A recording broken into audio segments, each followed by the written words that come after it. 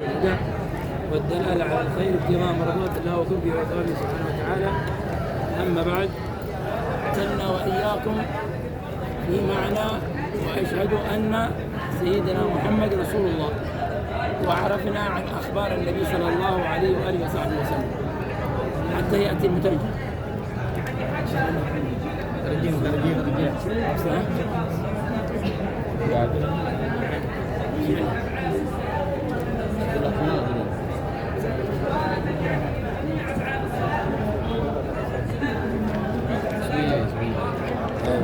دليلا إن شاء الله.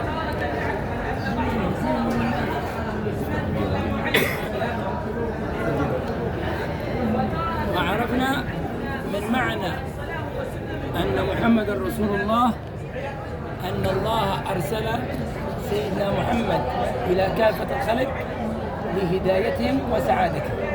Dan telah kita ketahui bahwasanya Nabi kita Muhammad SAW diutus kepada kita untuk membawakan hidayah kepada kita. لماذا لهدايتهم وسعادتهم؟ لأنه ستأتي حياة بعد حياة الدنيا. Karena hidayah itu adalah untuk memberikan kepada kita kebahagiaan di dunia dan akhirat. ولأن الكفار جنتهم دنياهم. Karena orang kafir kehidupan dunia adalah surga bagi mereka. فإذا فعل في الدنيا كل الملذات كل الشهوات، ماذا في النهاية؟ ممكن يقتل نفسه. Dan apabila mereka melakukan sesuatu yang indah-indah yang bagus di dunia, mungkin bagi mereka itu adalah yang terbaik bagi mereka.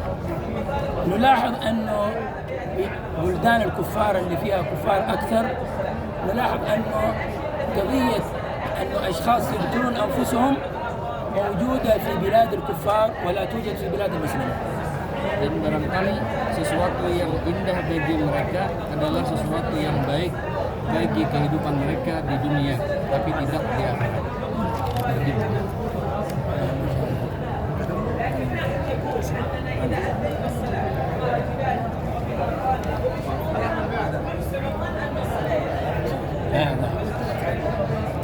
فبلاد الإسلام لأن فيها معرفة أن حياة بعد الحياة، نجد الناس لا يرتكبون المحرمات ولا يرتكبون أن الإنسان يقتل نفسه، لكن بعكس الكفار تجد كثير منهم يقتلون أنفسهم لأن دنيا جنتهم دنيا. Negara-negara Islam kita temui mereka mempercayai adanya kehidupan setelah kehidupan dunia, setelah kematian. Maka dari itu kasus bunuh diri jarang terjadi, sebaliknya dengan negara yang tidak banyak orang Islam di dalamnya, negara-negara bukan Islam, banyak terjadi kasus bunuh diri karena mereka tidak percaya tentang adanya kehidupan setelah kematian. Maka mereka menjadikan surga adalah kehidupan dunia. أن نؤمن ونعتقد أن نبينا محمد صلى الله عليه وسلم، فيجب أن نعتقد أن كل ما قاله حق وصدق. Nah, selaku orang yang beriman, kita harus mempercayai bahwasanya apapun yang diucapkan oleh Nabi SAW adalah jujur dan harus kita percaya. وخصوصا من أمور الغيبيات التي ستأتي في الحياة الأخرى. Terlebih hal-hal gaib yang mana akan tiba masanya di alam kehidupan yang lain. فقد أخبرنا بالقبر وحياة البرزخ، وأخبرنا بالقيامة وحياة الآخرة. Nabi SAW telah kabarkan kita adanya alam kubur, alam kebangkitan, hari kiamat, dan kehidupan akhirat. ثم ذكر لنا من حياة الآخرة أنه كل إنسان وكل حيوان يحاسب على ما فعل من الأخطاء.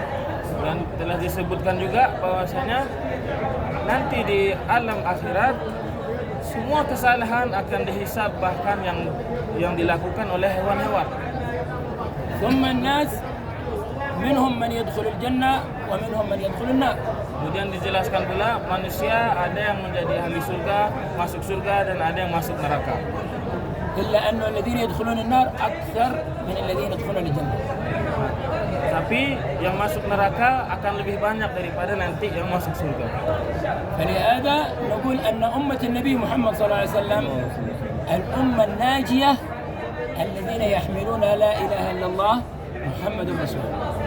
Nah, dari itu kita katakan bahwasanya umat Nabi SAW umat yang selamat, yang membawa kalimat la ilaha illallah Muhammadur Rasulullah. فلهذا كل من يحمل هذه الكلمة نحن نحترمه نعظمه لأنه معه كلمة لا إله إلا الله محمد رسول الله. Maka dari itu setiap orang yang mengucapkan la ilaha illallah kita hormati, kita segani. نترك الأفكار المختلفة، قد يكون هذا عنده فكرة غير فكرتك، عنده ترتيب غير ترتيبك. نحن الذي نفكر فيه في المسلم أن معه لا إله إلا الله محمد رسول الله.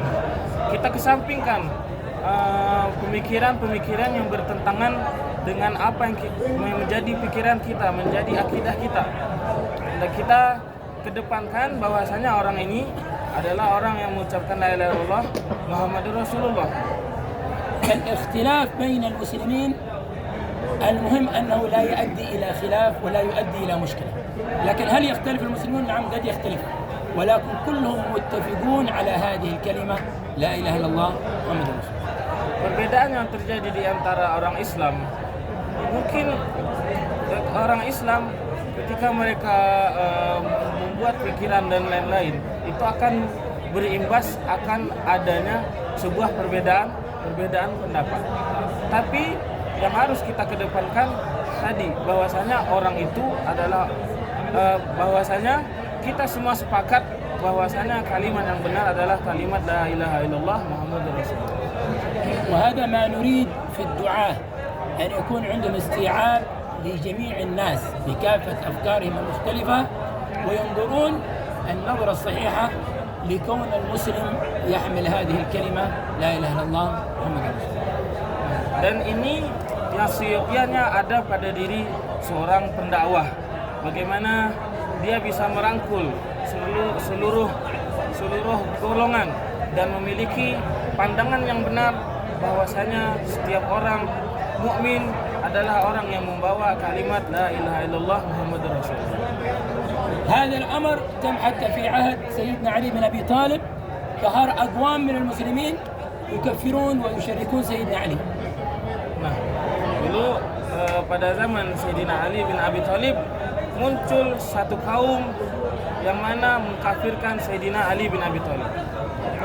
ولكن عندما سألوا سيدنا علي بن أبي طالب عليهم لم يقولهم غير مسلمين، ولكن قالهم إخواننا المسلمين ولكن بغوا علينا.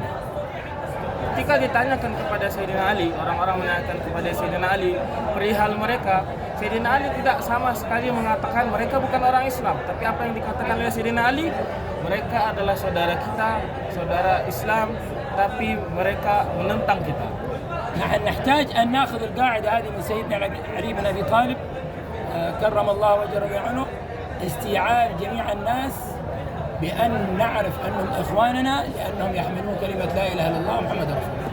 Nah, kaidah yang semacam ini yang diemban oleh Sayyidina Ali harus kita ambil. Bagaimana seseorang bisa merangkul semua golongan karena ia meyakini tahu bahwasanya setiap muslim adalah saudaranya karena orang itu membawa kalimat la ilaha illallah Muhammadur Rasulullah. لكن ما هي موجود من أخطاء عندهم، نحن بالخلق الحسن بالأسلوب الطيب ننصح ونوجه ونعدل الأخطاء. Nah, perihal apa yang menjadi perbedaan pendapat, menjadi pertentangan yang ada pada orang tadi, kita ambil tindakan dengan cara kita mengarahkan, menasihati dengan akhlak yang baik, dan kita juga memperbaiki kesalahan orang tersebut. لكن من هم أهل الجنة من هم أهل النار هذا لا يعلم به إلا الله. Nah, tapi siapa itu orang yang masuk surga, siapa orang yang masuk neraka, tidak ada yang tahu sama sekali perihal ini kecuali Allah Subhanahu wa taala. في واحد من أهل الولاية وأهل التصوف الكبار جالس في حلقته يدرس فجاءه واحد ممن يحقد عليه ويحسد. Nah, ada seorang termasuk orang yang memiliki memiliki kewalian, orang yang ahli tasawuf, orang besar dalam bidang tasawuf. Suatu hari beliau duduk di halaqah belajar semacam ini, kemudian datang satu orang yang memiliki sifat iri dengki kepada wali tersebut mendatangi beliau. وقال له أيهما أفضل أنت أو الكلب. Kemudian orang itu bertanya kepada si wali tadi, yang afdal, yang lebih afdal yang mana ya? Kamu atau anjing? يعني هذا سؤال خطأ. كيف يعني شبه عالم بالكلب؟ Nah ini pertanyaan yang salah. Bagaimana membedakan? Bagaimana membuat perbedaan antara membandingkan antara orang alim dan anjing? لكن لأن عنده التزكية والتصوف الحقيقي هو لا يتأثر. Tapi karena si wali tadi memiliki tazkiyah dan tasawuf, pembersihan rohani dan hati dalam dirinya, dia tidak terpengaruh sama sekali dengan omongan semacam ini. ويعطيه جواب جميل ودرس لجميع الناس. Beliau malah memberikan jawaban yang indah dan pelajaran bagi setiap orang. فقال له إن كنت من أهل الجنة فأنا أفضل من الكلب. Beliau berkata, kalau emang nanti ditakdirkan bahwasanya aku masuk surga, maka aku lebih baik dari anjing. لأن الكلب يوم القيامة يتحول إلى تراب. Karena nanti anjing pada hari kiamat berubah menjadi debu. لكن إن كنت من أهل النار فالكلب أفضل منه. Tapi kalau nanti nauzubillah Allah jadikan aku penduduk neraka, maka anjing lebih baik dariku. لكن نحن إذا أحس أن هذا السؤال ممكن نغضب. Tapi kalau kita gimana? Kalau kita dapat pertanyaan semacam ini, mungkin kita marah. فأهل الولاية وأهل الصلاح هم يتعاملون مع الناس لأن معهم هذه الكلمة العظيمة لا إله إلا الله محمد رسول الله. Nah, tapi orang-orang yang memiliki sifat kewalian dan memiliki sifat soleh dalam dirinya menyikapi hal semacam ini dengan baik-baik saja, karena di dalam hatinya terdapat kalimat yang mulia, kalimat la ilaha illallah Muhammadur Rasulullah. سيدنا علي زين العابدين السجاد الذي كانت له في اليوم والليلة 1000 ركعة جالس في المسجد يعلم الناس، كان في حلقة كبيرة. Sayyidina Ali Zainal Abidin yang mana orang yang banyak sujud, as-sajjad, bahkan dikatakan sehari beliau sholat hingga 1000 rakaat. Satu hari beliau duduk mengajari orang di masjid di halaqah yang dihadiri oleh banyak orang. وهناك للأسف الشديد بعض الناس عندهم الحقد والحسد وخصوصا لأهل البيت. Tapi sayangnya dari orang-orang yang hadir tadi ada orang-orang yang mana di hatinya terdapat sifat iri dengki, terlebih kepada para ahlul bait, keturunan Nabi. فأعطوا رجل مال، أعطوه فلوس كثيرة مال لأجل يدخل إلى الحلقة داخل المسجid وأمام الناس يسب سيدنا علي زين العابدين. Kemudian daripada yang hasud tadi menyuruh satu orang laki-laki, seseorang, dan memberikan dia harta uang untuk apa? Diupah agar masuk ke dalam masjid, datang ke halaqah tadi, mencaci maki Sayyidina Ali Zainal Abidin di dalam masjid. فدخل المسجد وأمام الناس وهو في الحلقة بدأ يصده ويقول له أنت كاذب، أنت لست زين العابدين، أنت شين العابدين، عكس زين العابدين، شين العابدين. Kemudian orang itu mulai masuk ke dalam masjid, di depan orang, di tengah-tengah halaqah, dia mulai mencaci Sayyidina Ali Zainal Abidin. Kamu pembohong, kamu bukan Zainal Abidin, yang mana maknanya perhiasan orang-orang yang beribadah kepada Allah, tapi kamu kebalikannya, engkau adalah celah dari orang-orang yang beribadah kepada Allah. الناس غضبوا وأرادوا أن يضربوا هذا الرجل. Orang-orang marah, pengen mukul orang yang tadi yang mencela. لكن سيدنا علي زين العابدين منعهم أوقفهم. Tapi Sayyidina Ali Zainal Abidin sebaliknya, beliau melarang orang-orang untuk melakukan tindakan tersebut dan memberhentikan orang-orang untuk melakukan tindakan itu. والتفت إلى هذا الرجل Dan kemudian Sayyidina Ali Zainal Abidin melihat orang tadi.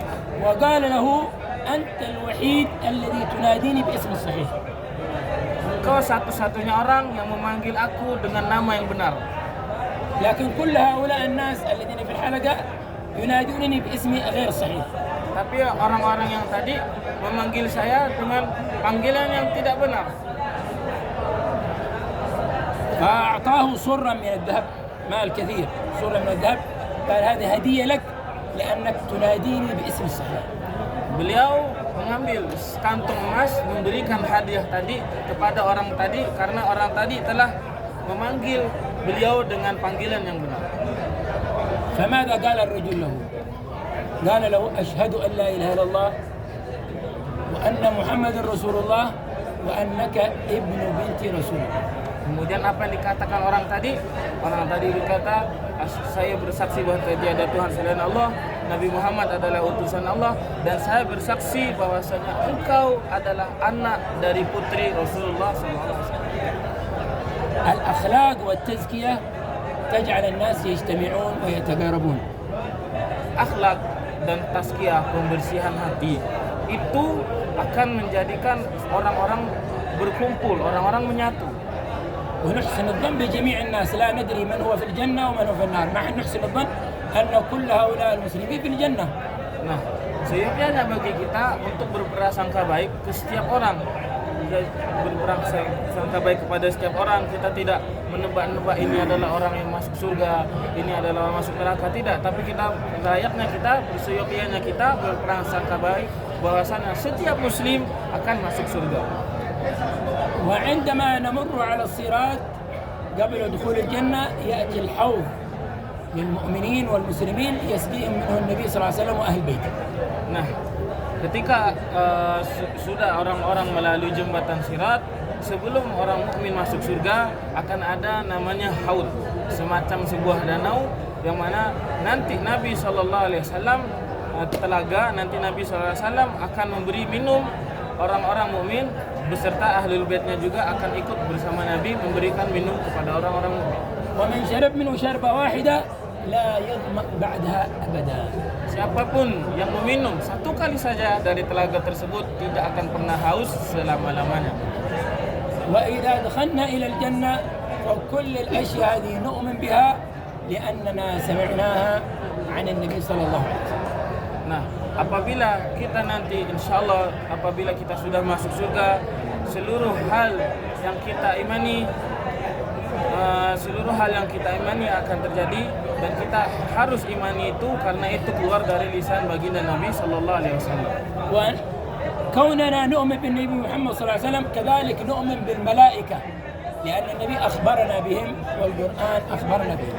Nah, kita yang beriman kepada Nabi sallallahu alaihi wasallam, kita juga dituntut untuk beriman kepada malaikat karena Nabi SAW sendiri yang kabarkan bahwasanya malaikat itu ada. الملائكة من هم الملائكة؟ ما تعرفهم؟ الملائكة هم أجسام نورانية، خلق الله الملائكة من النور وخلق الله الشياطين من النار. Nah, malaikat, siapa itu malaikat? Apa itu definisi malaikat? Didefinisikan oleh para ulama, malaikat itu adalah makhluk yang memiliki jisim tubuh yang terbuat dari cahaya. Allah ciptakan malaikat dari cahaya dan Allah ciptakan setan dari api. فالملائكة هم أجسام نورانية. Malaikat adalah makhluk yang memiliki jasad yang terbuat dari cahaya. مخلوقة من نور. Diciptakan dari cahaya. لا يأكلون. Mereka tidak makan, لا يشربون. tidak minum, لا يتزوجون. tidak menikah, ليسوا ذكور وليسوا إناث. tidak disifati dengan laki-laki ataupun perempuan. ولا يعصون الله. Mereka tidak pernah bermaksiat kepada Allah sama sekali. ويفعلون ما يؤمرون. Dan mereka selalu melakukan apa yang diperintahkan Allah SWT. هؤلاء هم الملائكة. Itulah malaikat. أما البشر يعصون. Tapi kalau manusia mungkin bermaksiat. الذي هو ملك نقول هو معصوم. أما إذا كان عندنا من البشر إنسان لا يعصي ولا يخطئ يسمى محفوظ، الله حفظه. Nah, malaikat kita sebut sebagai statusnya maksum, terjaga, arti monotonnya terjaga, yang mana maknanya tidak pernah bermaksiat sama sekali. Dan ada pun manusia, mungkin mereka salah, mungkin mereka bermaksiat, ada kemungkinan bermaksiat, maka itu disebut statusnya mahfud. Malaikat maksum, manusia mahfud. فعندما يكون عندنا من البشر من الأولياء والصالحين الذين لا يعصون أبدا فهؤلاء ترتفع درجتهم فوق درجة الملائكة. Nah, apabila ada dari golongan manusia yang tidak pernah bermaksiat sama sekali dan tidak ada kemungkinan dan tidak pernah bermaksiat sama sekali, maka mereka derajatnya akan diangkat di atas derajat malaikat. والملائكة يتشبهون بصور الناس وقد يراهم الناس. Nah, malaikat bisa saja merubah wujudnya merupai manusia. Bahkan sebagian kasus manusia pernah melihat malaikat. وقديما كان كثير من الناس يرون الملائكة. Pada zaman dulu banyak orang yang bisa melihat malaikat. وإذا قرأتم أحاديث النبي صلى الله عليه وسلم ستجدون من الأحاديث ما فيها أن الصحابة التقوا مع الملائكة جلسوا مع الملائكة أن هذا موجود. Apabila kalian baca kitab-kitab hadis, maka kita juga akan temui beberapa kali Nabi SAW dan sahabat bertemu malaikat, duduk bersama malaikat. Ini semua ada. عندكم الحديث المعروف في كتاب الأربعين النووية الحديث الثاني عن سيدنا عمر بن الخطاب بينما نحن جلوس عند رسول الله صلى الله عليه وسلم اطلع علينا رجل وهو سيدنا جبريل. كل الصحابة رأوه جلسوا معه سمعوه يتكلم مع النبي وهو ملك وهو من أفضل الملائكة ومع ذلك كل الناس رأوه لكن تشبه بالناس. Nah, sebagaimana yang diriwayatkan oleh Imam Nawawi dalam kitab Arba'innya dan diriwayatkan oleh Sayyidina Umar, datang seseorang laki-laki mendatangi Nabi SAW yang mana hakikatnya laki-laki tersebut adalah malaikat Jibril, berbicara dengan Nabi, duduk dengan Nabi, dan mereka menyaksikan itu semua. Bahkan bukan sekadar malaikat Jibril seperti yang kita ketahui, ia adalah sebaik-baik malaikat, tapi para sahabat mampu melihat dan mendengarkan omongannya dan lain-lain, dan ini menjadi bukti bahwasanya manusia pun bisa melihat para malaikat, dan ini ada diriwayatkan dalam riwayat hadis. فالملائكة يتشبهون بصور حسنة والشياطين يتشبهون بصور سيئة. Malaikat akan berubah bentuk merupai bentuk yang baik, yang bagus, tapi setan sebaliknya akan berubah wujud merupai bentuk-bentuk yang tidak baik, yang tidak enak dipandang. لكن الآن أشغلون الكفار بالشاشات والجوالات والإنترنت فصارت عيوننا لا ترى شيء. Tapi sekarang orang-orang kafir menyibukkan diri kita dengan layar-layar, dengan handphone dan dengan internet sampai saat ini mata kita tidak mampu lagi melihat malaikat. وكذلك نؤمن بالرسل لأن الله سبحانه وتعالى في كل زمان أرسل إليهم رسل ليعلموهم ويهدوهم إلى الطريق الصحيح. Begitu juga kita seyogianya dan harus untuk beriman kepada para rasul, karena Allah Subhanahu wa taala utus mereka di setiap zaman pada setiap kaum. ومن أين نحن في الرسل؟ لأن النبي محمد صلى الله عليه وسلم أخبرنا عنهم. Dari mana kita tahu bahwasanya para rasul itu ada? Nabi SAW telah kabarkan kepada kita. فلهذا كان أحد العلماء التقى بمجموعة من اليهود وسألوه لماذا أنتم المسلمين ممكن واحد منكم يتزوج كتابية يهودية لكن اليهودي لا تسمحون له أن يتزوج مسلمة ونحن كلنا وإياكم نؤمن بالله فلماذا لا يكون العكس. Pada suatu zaman dulu ada salah satu ulama bertemu dengan sekelompok orang Yahudi, maka orang-orang tersebut menanyai ulama tadi, orang mukmin, kenapa kalian orang muslim dalam aturan agama kalian Islam boleh menikahi perempuan yang ahli kitab, beriman kepada kitab terdahulu, kitab terdahulu sebelum Al-Quran. Tapi sebalik, kami tidak boleh untuk menikahi orang kami, orang ahli kitab, laki-laki tidak boleh menikahi perempuan muslim. Kenapa? Padahal kita sama-sama beriman kepada Allah. قالوا لأننا نحن المسلمون نؤمن بنبيكم لكن أنتم لا تؤمنون بنبيكم. Kemudian dijawab oleh ulama tadi, karena kami orang muslim beriman kepada nabi kalian, dan nabi kalian tidak beriman kepada nabi kami.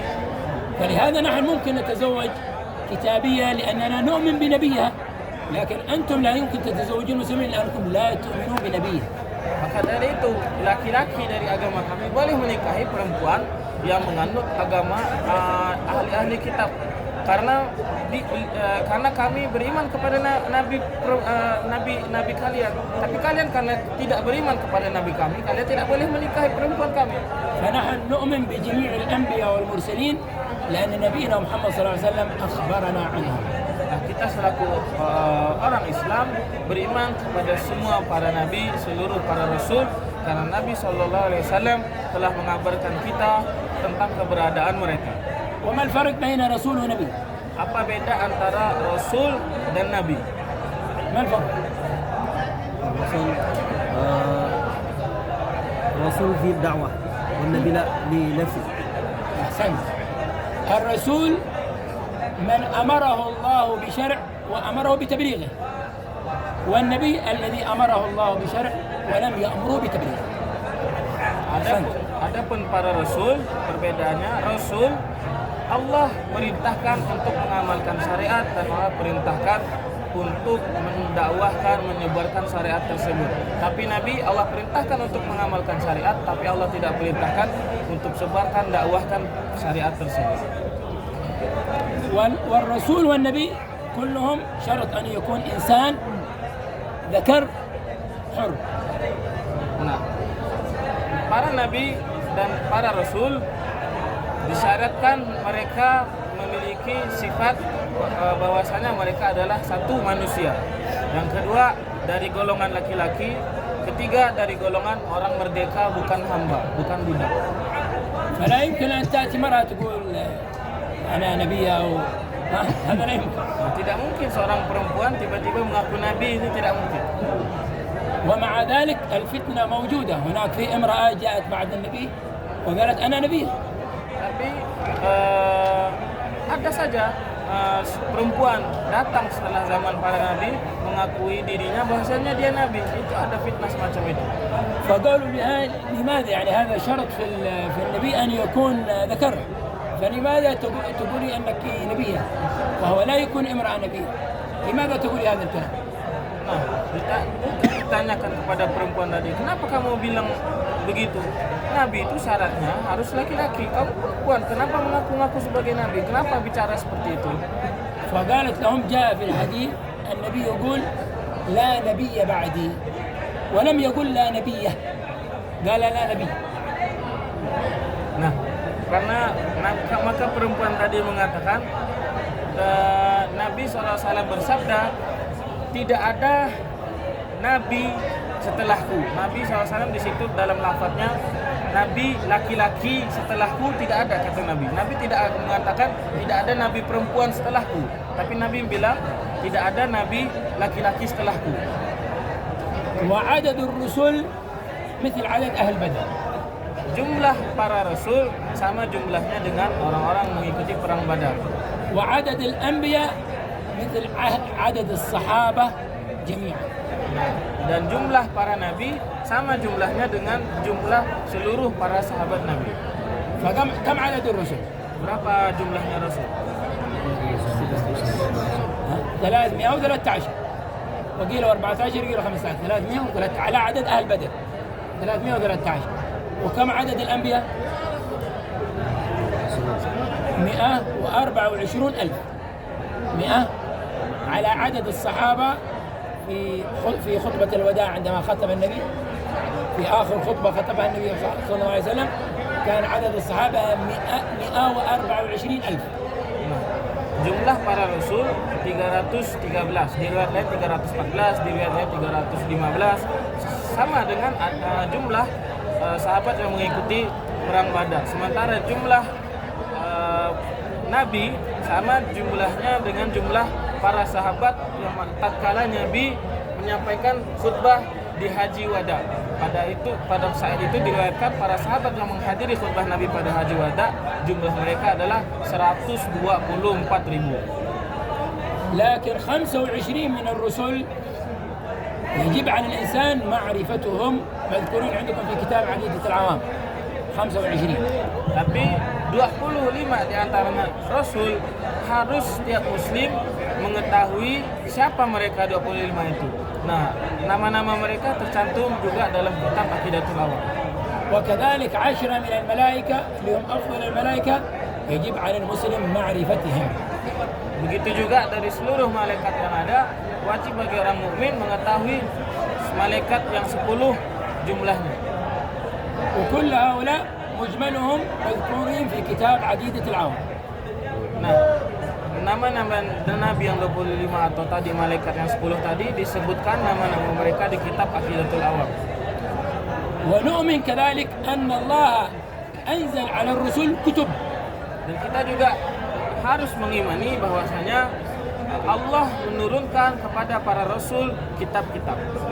إلا أن 4 من الكتب التوراة والإنجيل والزبور والفرقان هذه مهم جدا أن نعرفها ونعرفها أن أنزلت على هؤلاء ال4 رسل. Nah, tapi dari sekian kitab-kitab tadi, 4 kitab Zabur, Injil, Taurat dan Al-Quran atau disebut Al-Furqan, kita harus penting sekali kita mengetahuinya, dan 4 kitab tadi diturunkan kepada 4 rasul. التوراة أنزلت على من؟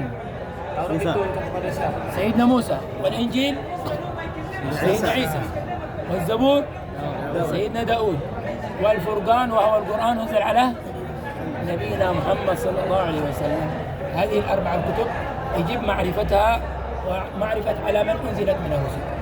Nah, sebagaimana disebutkan beliau, keempat kitab tadi diturunkan kepada 4 nabi tadi, kita harus mengimani bahwasanya 4 kitab tadi ada diturunkan kepada 4 rasul yang telah disebutkan. ونؤمن كذلك هذه كلها التي نذكرها غيبيات لم نراها ولكن نؤمن لأن نبينا محمد أخبرنا بها. Begitu juga kita harus mengimani ya hal-hal yang telah disebutkan berupa hal-hal gaib, karena Nabi SAW telah mengkabari kita akan hal itu. ونؤمن كذلك بالقدر خيره وشره أن كل ما يحدث في هذا الكون هو بقدر الله وقدرته.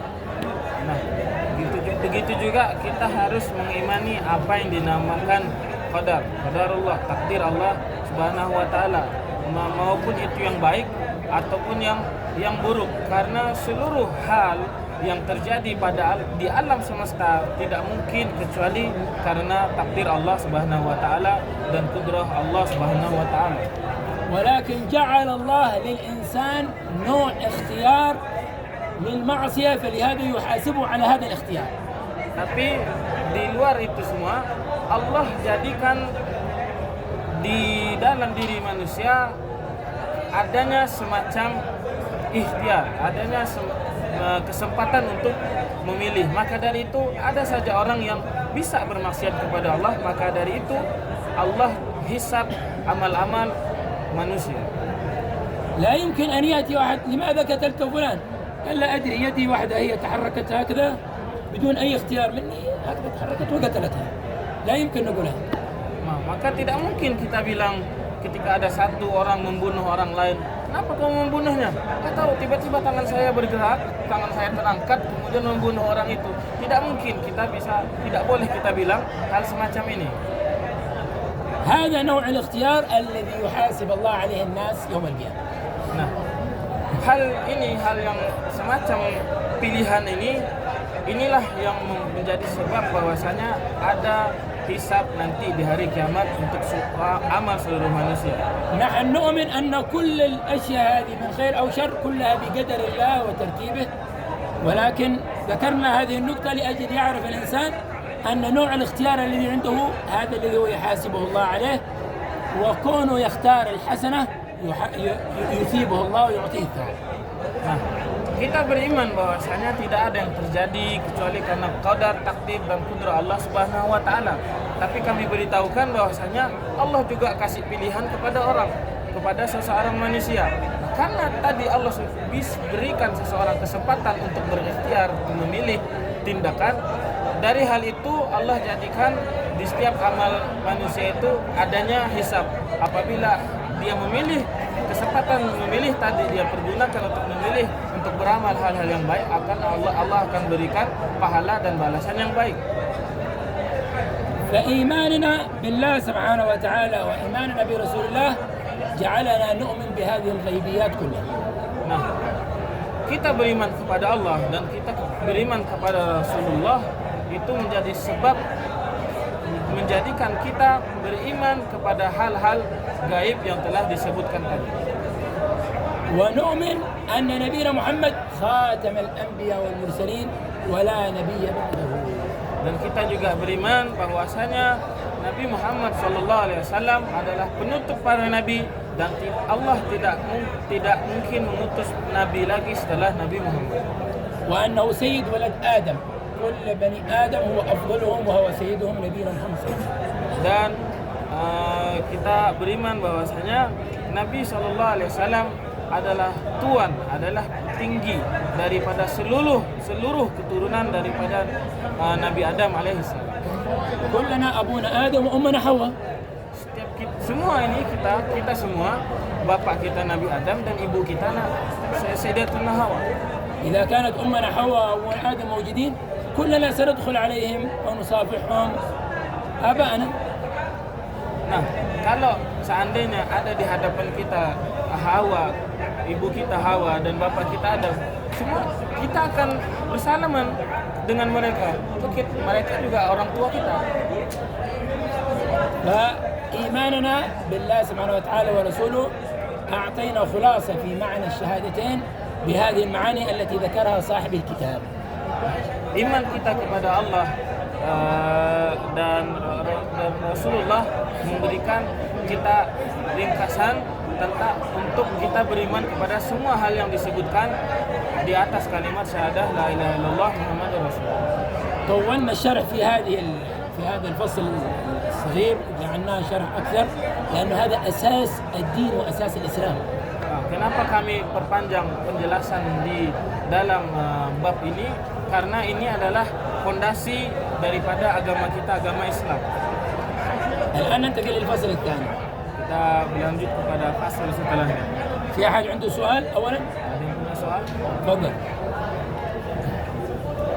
Pertama, apakah bangsa jin, setan itu termasuk perkara gaib yang harus diimani?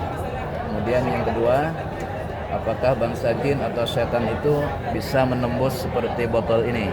Misalnya ada setan di dalam, kita tutup, apa bisa keluar gitu? هل الجن والشيطان من الأمور التي لازم نؤمن بها؟ ثاني، هل يمكن للجن والشيطان يدخل على هذه القارورة ونغفلها ولم يخرج منها؟ ممتاز.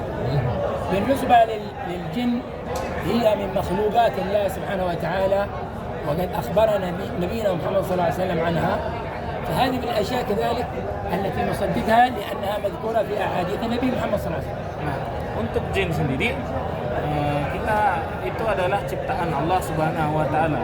Ini termasuk juga hal yang harus kita imani keberadaannya karena itu disebutkan di dalam hadis-hadis baginda Nabi SAW. مثل إيماننا بالبشر، هل الله خلق بشر؟ Bagaimana kita beriman bahwasanya manusia itu ada?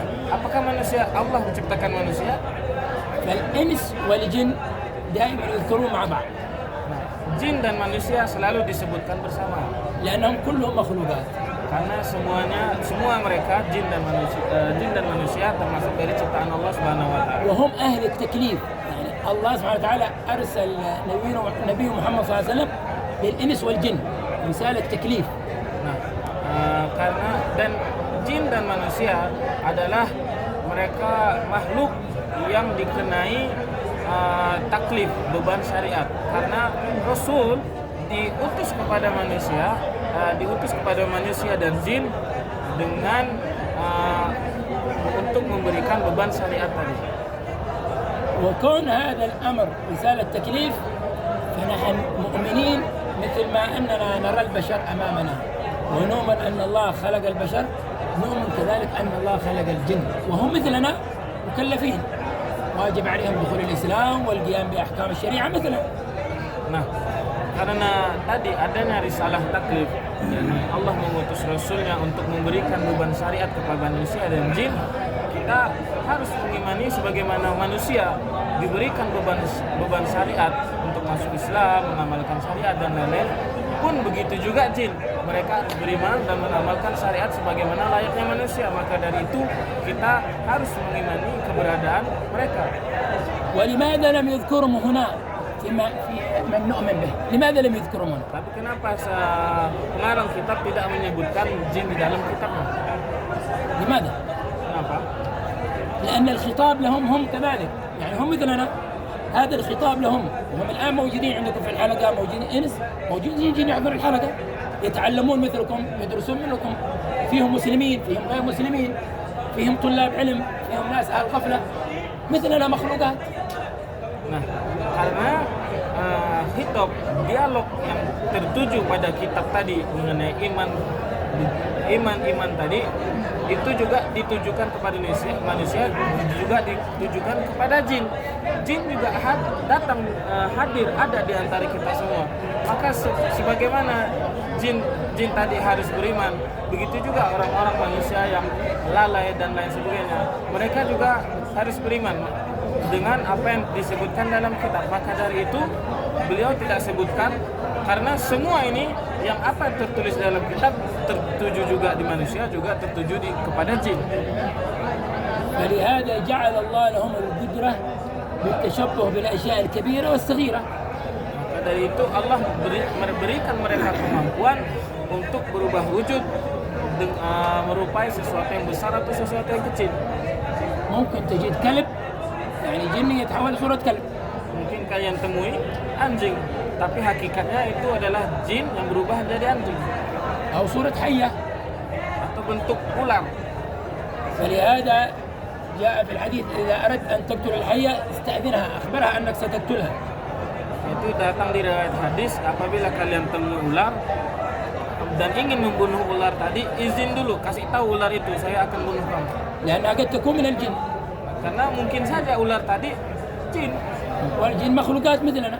Dan jin adalah makhluk seperti kita. فإن اختفت الحية انتهى الأمر. إذا لم تختفي بقيت محلها فتكون أنت معذور في قتلها. Nah, kalau setelah izin tadi tiba-tiba ular tadi hilang, sudah selesai urusan. Tapi kalau setelah izin tadi ular itu masih ada, maka kita udzur, kita memiliki alasan untuk membunuh ular tadi. أما إذا تشبه الجن بشيء صغير أصغر من الحية فاقتله وليس عليك شيء. Nah, apabila jin berubah bentuk menjadi sesuatu yang lebih kecil daripada ular, bunuh saja, tidak ada tanggungan bagian. فلهذا هل ممكن يكون الجن في داخل هذا القرن؟ ممكن. لأنه ممكن يتشبه بأشياء صغيرة وممكن أنت لا تراه. Nah, maka dari itu mungkin saja jin tadi masuk ke dalam botol yang kecil ini karena jin bisa berubah bentuk dengan benda-benda yang kecil dan mungkin saja kita tidak melihatnya. بل أنت كل يوم تمر عند الجن في دخولك وخروجك لا ترى شيء. Dan setiap hari kita lewat di tengah-tengah jin tapi kita tidak melihat apapun. ولكن إذا أراد الله سبحانه وتعالى أن يريك إياهم يريك إياه. Tapi apabila Allah kehendaki salah satu dari kita melihat jin, maka kita akan melihatnya. والملائكة كذلك. Dan malaikat pun begitu. إلا أن الفرق هناك أن الملائكة يتشبهون بصور حسنة والجن والشياطين يتشبهون بصور غير حسنة. Nah, bedanya malaikat berubah wujud menjadi wujud yang baik, yang enak dipandang. Kebalikannya jin dan setan berubah wujud dengan wujud yang tidak enak dipandang atau kurang baik. Melanjutkan pertanyaan Sudi tadi tentang jin dan manusia, apakah sama nanti jin dihisab dengan surga dan neraka buat jin? Yang kedua tentang Nabi Muhammad menutup para nabi tadi, nanti Nabi Isa kan akan diturunkan. Nah, ada pertanyaan anak-anak kadang bertanya, kenapa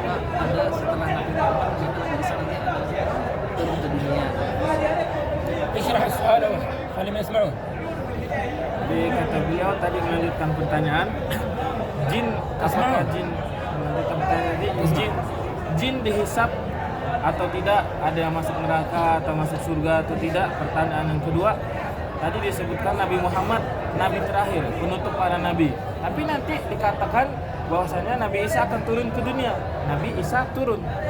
Nah ini kata beliau banyak murid yang bertanya, Nabi Isa turun, tapi kok Nabi Muhammad turun kembali, tapi kok Nabi Muhammad disebut nabi terakhir.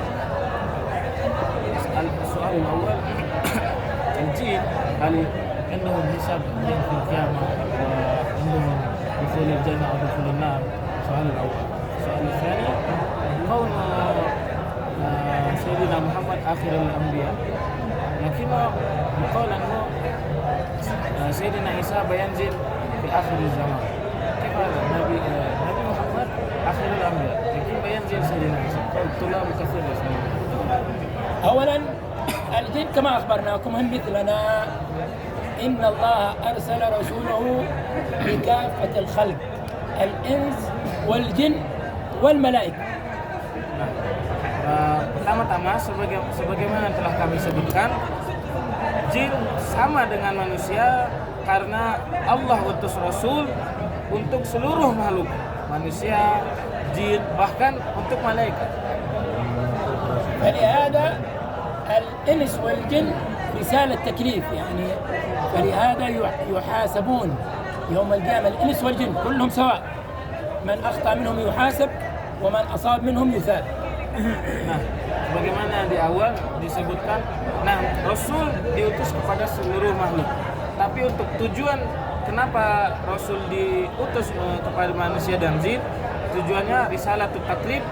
Rasul diutus untuk memberitahukan adanya beban syariat kepada mereka. Maka dari itu pun mereka harus melakukan syariat dan mereka pun nanti dihisab sebagaimana layaknya manusia.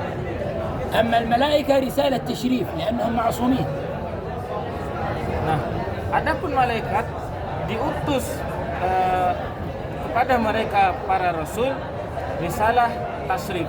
Tujuan diutusnya rasul kepada malaikat untuk memuliakan malaikat, karena malaikat tidak mungkin malaikat bermaksiat.